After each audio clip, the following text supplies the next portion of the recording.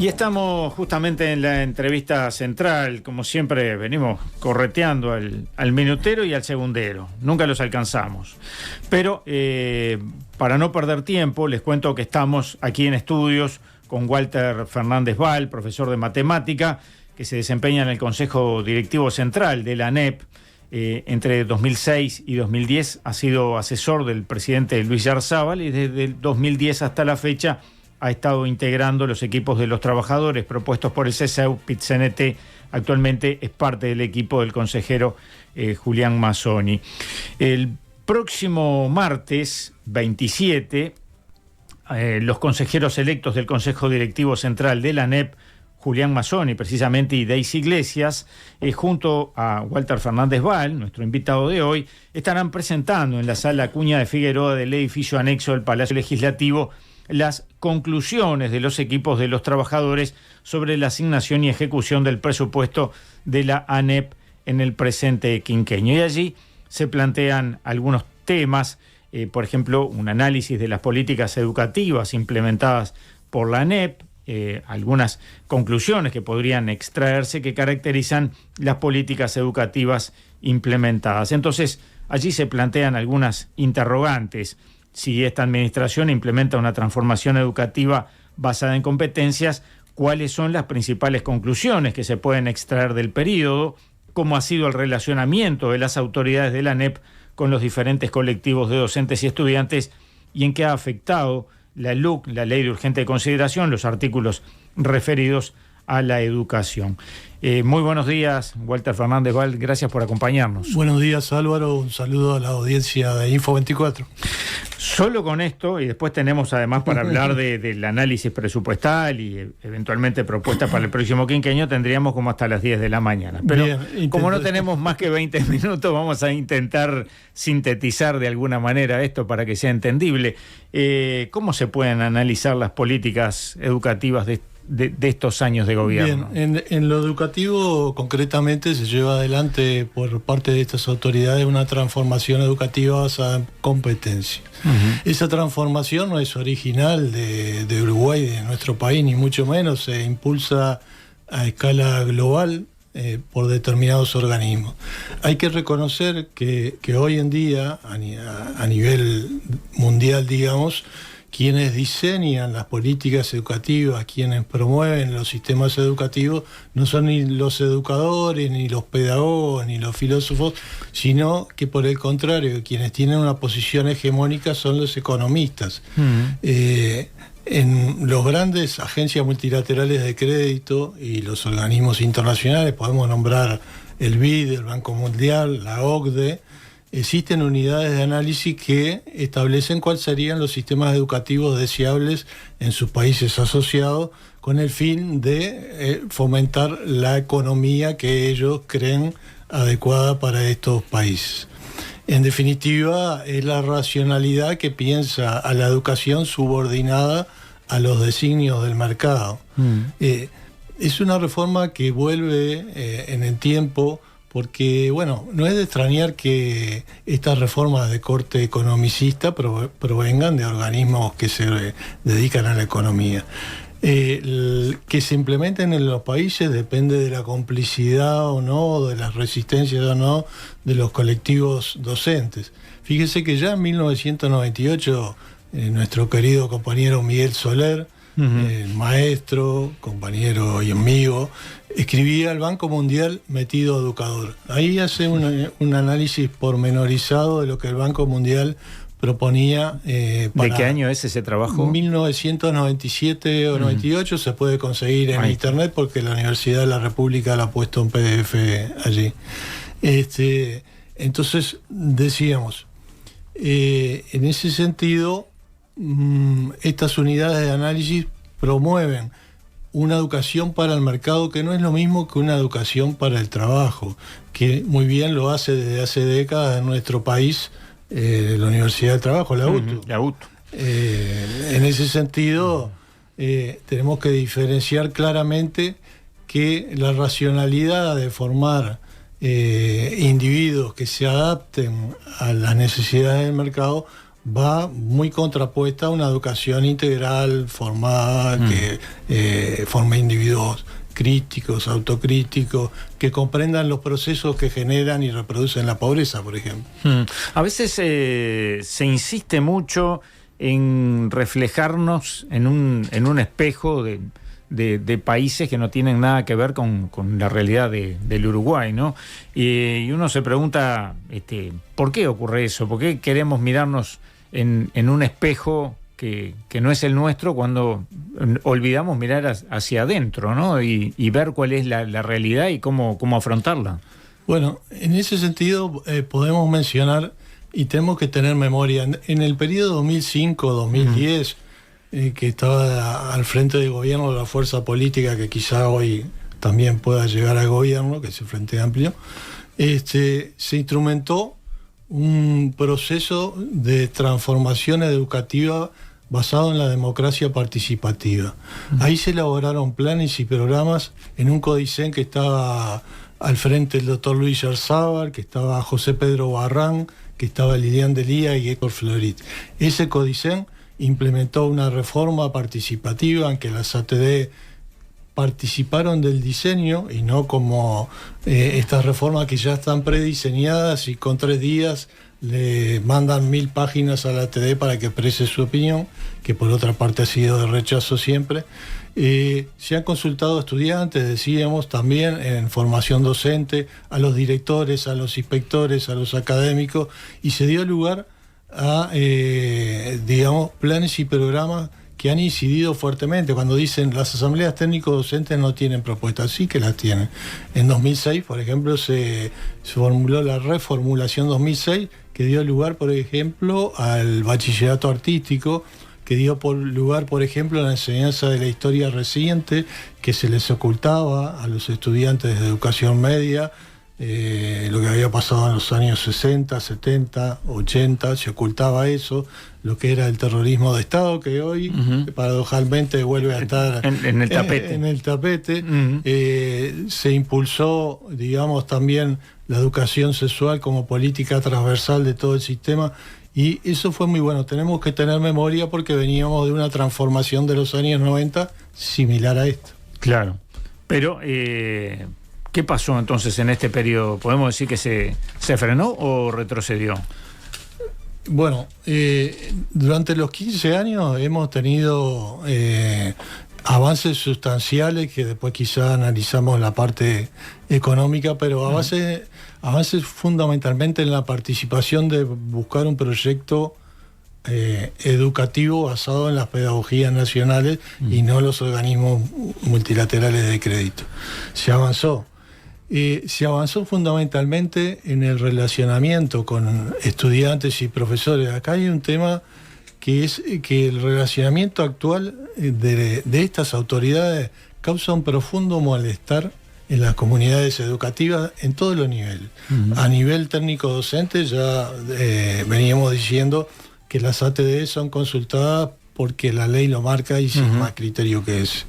En el plano, hoy justamente hay una ATD bastante polémica, lo compartíamos más temprano. Los documentos llegaron sobre fines de la semana pasada y se convoca a ATD en todos los organismos simultáneamente. Sí, es como para cumplir con el calendario. Es para cumplir con la ley simplemente porque así lo marca, pero no porque las ATD hayan participado del diseño de estas reformas, ¿no?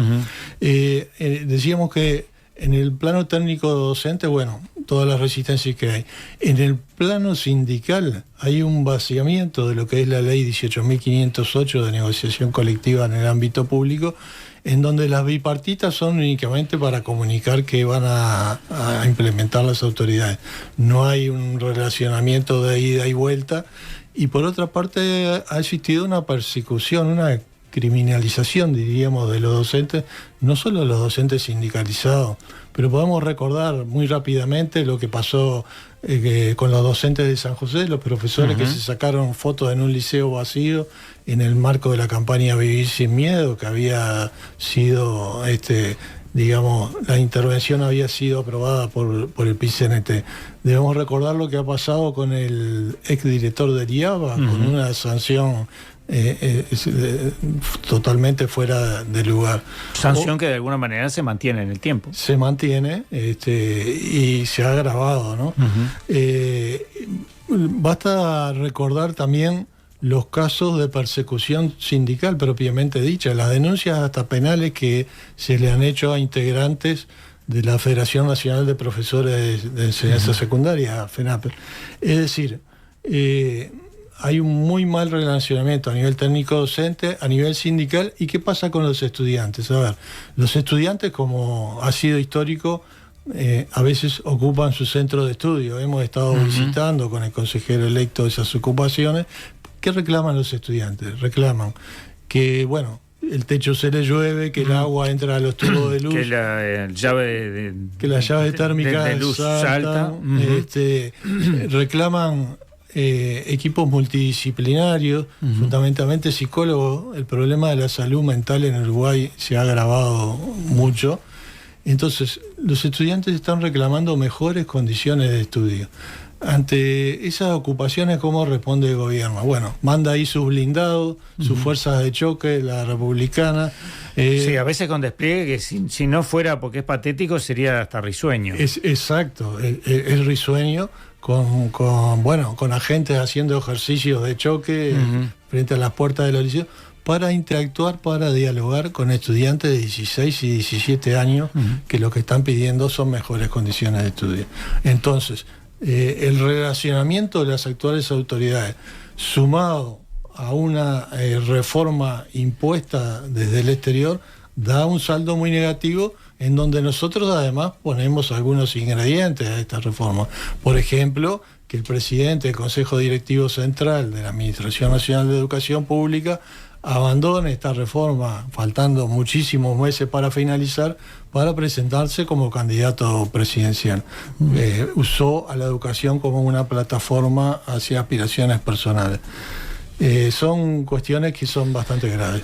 Y en términos de análisis presupuestal, nosotros veíamos en el material que nos hacían llegar, sí. Bueno, está allí la controversia de si en este periodo se han otorgado más o menos recursos para la ANEP.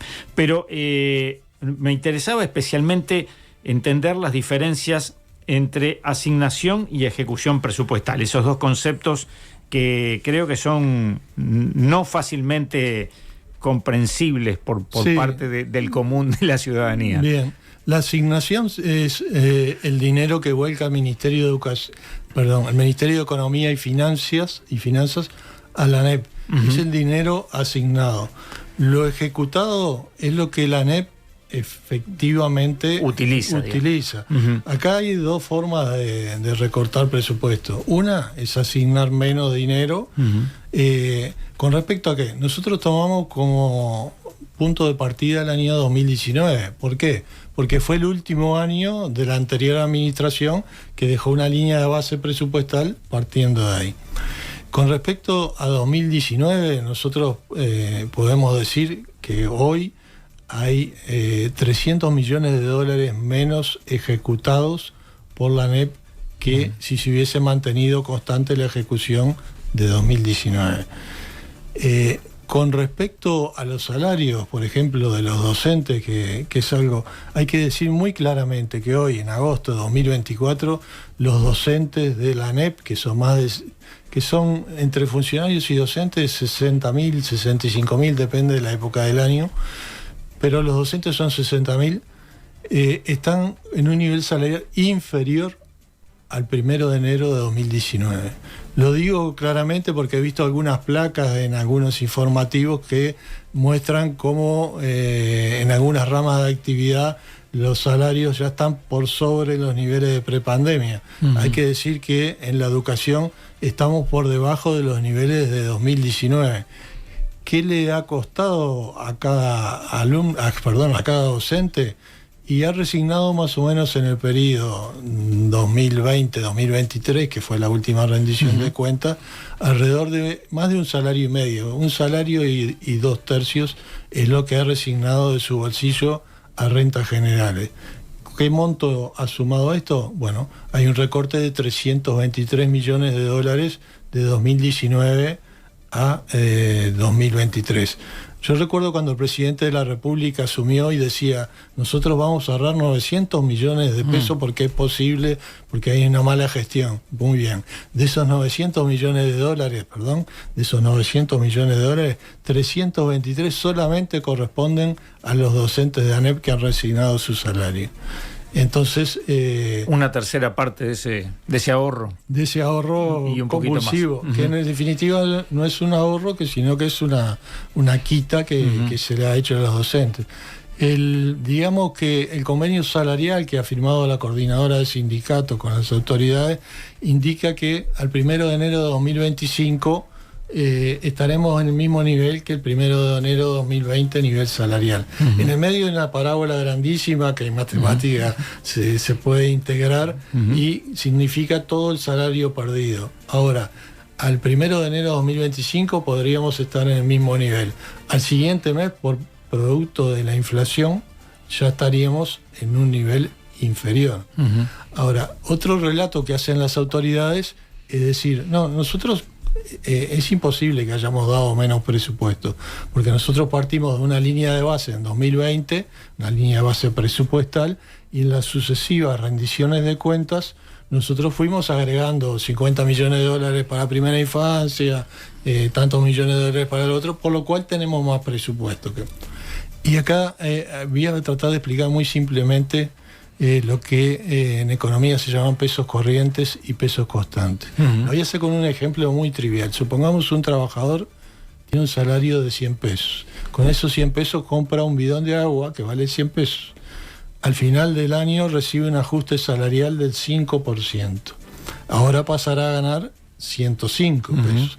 Es decir, tiene más dinero que antes. Antes tenía 100, ahora tiene 105. Esos son los pesos corrientes. Ahora supongamos que la inflación fue del 10%. El bidón de agua pasará a costar 110%. Y él con sus 105 pesos ya no puede comprar el bidón de agua por efecto de la inflación. Esos son los pesos constantes, menor poder adquisitivo. Los pesos constantes se calculan sacando el efecto de la inflación respecto de los pesos corrientes. No se pueden comparar presupuestos de organismos en pesos corrientes, que es lo que nos están diciendo. La única manera es compararlo en pesos constantes. Ya sabemos hoy en día que al final del quinquenio vamos a tener alrededor de 100 millones de dólares menos en pesos constantes en la ejecución respecto de 2019. Ese es el triangulito que generan los economistas cuando hacen las gráficas. Exactamente, exactamente, que alguna aplicación la matemática tenía que tener. Exactamente. Hay un par de consultas que también me interesa hacer, más allá de lo estrictamente técnico, y es, creo que hay una percepción que se ha ido generando a lo largo de estos años de un cierto desprestigio de la carrera docente. ¿Es correcto?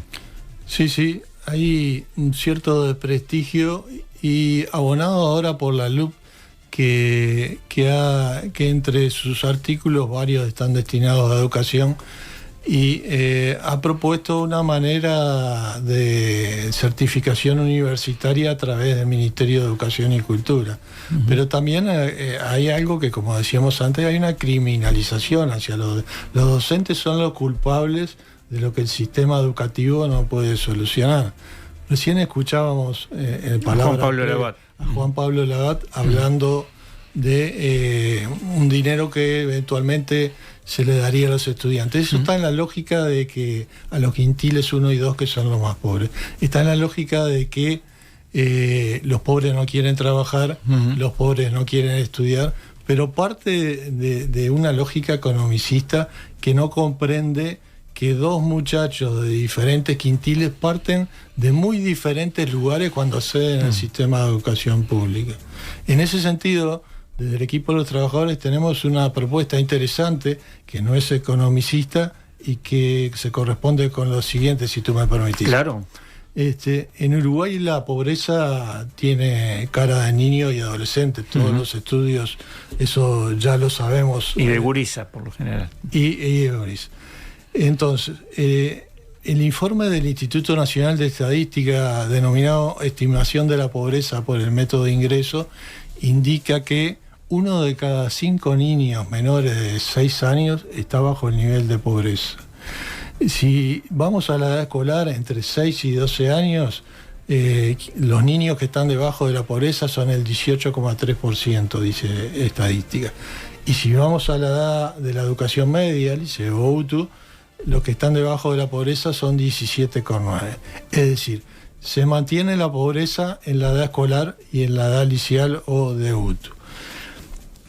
No solo ese informe, el segundo informe nacional de prevalencia de inseguridad alimentaria en hogares, que es de 2023, que fue llevado adelante por el Ministerio de Salud Pública, el MIDES, la Universidad de la República, indicó que la prevalencia de inseguridad alimentaria moderada o grave alcanzó el 19,1% en hogares que tenían al menos un menor de 18 años a cargo.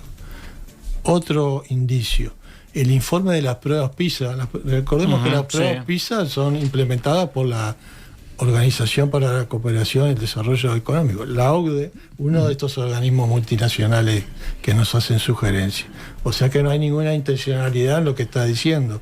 Y en su informe para Uruguay de las pruebas PISA 2022, reveló que 1 de cada 10 estudiantes de 15 años manifestó haber dejado de comer un día a la semana porque en su casa no había suficiente dinero para comprar comida. Todo esto es una evidencia científica muy grave y que el sistema educativo podría colaborar en alguna medida. La educación no puede abatir las consecuencias maduras del sistema capitalista, pero sí puede colaborar, y de hecho ya lo hace. En primaria está lo que se llama el programa de alimentación escolar, que es financiado por el impuesto de primaria, que da de algún tipo de prestación alimentaria a 190.000 niños, y también niños en edad de jardines de infantes. ¿Qué pasa cuando esos niños salen de primaria? En la educación media se presta algún tipo de alimentación solamente a 13.000 estudiantes. Y ya vimos que la pobreza se mantiene en alrededor de 18 años en ambos tramos etarios. Ahora bien, la matrícula es la misma. Los que salen de primaria son los mismos que están en la educación media prácticamente. Hay algunos abandonos allí. Entonces, solo el 7% de los que recibían una prestación alimentaria en primaria lo reciben en la educación media. Ahí tenemos un problema inmenso en la educación media. Hay que considerar que los países más ricos destinan más fondos de alimentación escolar que los países más pobres. Una paradoja, ¿no? Entonces, ¿cuál es la propuesta que nosotros ya estamos trabajando de cara al próximo quinquenio? Porque los consejeros electos van a estar hasta 2027. ¿Cuál es la propuesta que ya estamos trabajando para el próximo presupuesto quinquenal? Un plan de atención alimentaria para toda la ANEP. Ese sí es una buena manera de invertir el dinero para tratar de paliar las dispares condiciones en las que ingresan nuestros muchachos de los quintiles socioeconómicos más deprimidos, ¿no? Allí ya tú te adelantabas a lo que iba a ser la última consulta, y bueno, ¿en qué se está trabajando? Bueno, esa es una de las cuestiones que estamos trabajando. Podemos volver atrás porque nos quedó en la pregunta que tú hablabas de la ejecución y la asignación. Sí. Fíjate que en 2019... Igual el ejemplo del bolsón quedó bastante claro, ¿no? Quedó claro. Pero porque acá la asignación es lo que da el Ministerio de Economía. Ha sido menor que en 2019, de todos modos. Pero la ejecución depende exclusivamente de la ANEP. Claro. Los dineros que se ejecutan dependen de la ANEP. Y si algunos dineros no se ejecutan, algunos vuelven a rentas generales, por ejemplo, de salario. El nivel de ejecución en 2019 fue del 98.9%. Uno de los mejores organismos que ejecuta, teniendo en cuenta que es el organismo más grande del Estado, con más de 60.000 trabajadores, y quien recibe más dinero que la sociedad uruguaya adjudica después de la seguridad social es la educación. Y dentro del área de educación, la ANEP es el organismo más grande. 98.9. ¿Qué pasó en 2023? La ejecución fue del 96.7% respecto de ese año, 2023. Ustedes me dirán, un 1%, un 2%, ¿pero cuánto significa ese? ¿Cuánto significa? Lo asignado en 2023 a la ANEP fueron 100.000 millones de dólares. Es una cifra difícil de imaginar. Unos 2.500 millones, perdón, 100.000 millones de pesos, 2.500 millones de dólares. No confundamos. 100.000 millones de pesos. Un 1% son 1.000 millones de pesos. Si tú dejas de ejecutar un 1%, tenés 1.000 millones de pesos, que son 25 millones de dólares. Por decir algo nomás, un centro educativo cuesta 2,5 millones de dólares. Entonces, la no ejecución, la subejecución ha sido una cuestión bastante grave en este periodo en cuanto a lo económico, ¿no? Y paradojal, además, cuando reclamamos mayor presupuesto para la educación, que la ANEP devuelva partidas asignadas, parece por lo menos paradojal, ¿no? Sí, sí. Walter Fernández Val, muchísimas gracias por esta presencia hoy aquí en estudios. Nos podemos reconciliar con los profesores de matemáticas. Bueno, un gusto. No enseñamos siempre lo tan claro que deseamos, pero siempre hay que buscarle la vuelta. Una frase que le decimos a nuestros estudiantes, particularmente en bachillerato, cuando se van: muchachos, ustedes no están para adaptarse a las condiciones de este mundo, de este mercado, ustedes están para transformar el mundo. En esa tarea que les queremos haber dado la enseñanza, que más allá de la asignatura es lo que le queda a veces a los muchachos, ¿no? Muy linda consigna, muchísimas gracias por esta presencia y bueno, nos reencontraremos pronto y seguiremos hablando de estos temas. Con mucho gusto, Álvaro, estamos a las órdenes.